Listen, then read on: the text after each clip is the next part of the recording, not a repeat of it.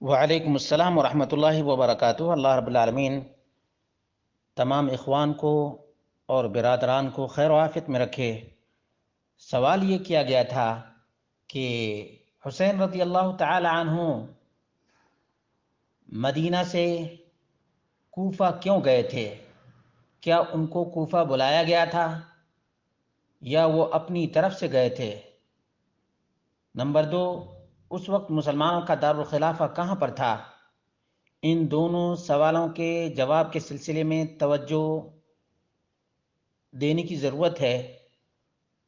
حسین رضی اللہ تعالی عنہ اپنی مرضی سے کوفہ نہیں گئے تھے، بلکہ کوفہ کے شیعہ نے، کوفہ کے سبائیوں نے اور کوفہ کے رافضیوں نے انہیں تقریباً 18,000 خطوط اور 18,000 پیغام بھیج کر حسین رضی اللہ تعالی عنہ کو بلایا تھا۔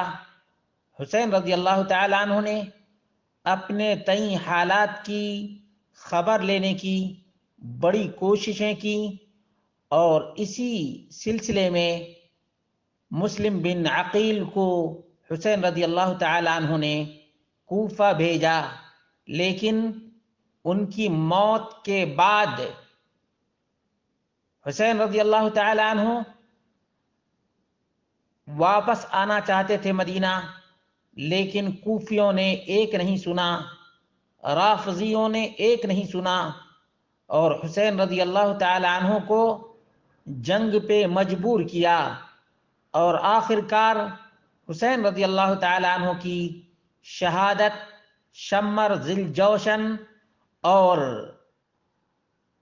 سنان بن انس النخعی کے ہاتھوں وقوع پذیر ہوا۔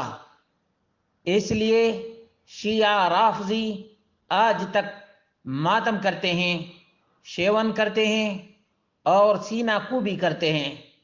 جہاں تک دوسرے سوال کا تعلق ہے کہ اس وقت مسلمانوں کا دارالخلافہ کہاں تھا، تو اس وقت مسلمانوں کا دارالخلافہ دمشق میں تھا، جو آج سیریا یا ملک شام کی راجدھانی دمشق، وہیں پر مسلمانوں کا دارالخلافہ تھا۔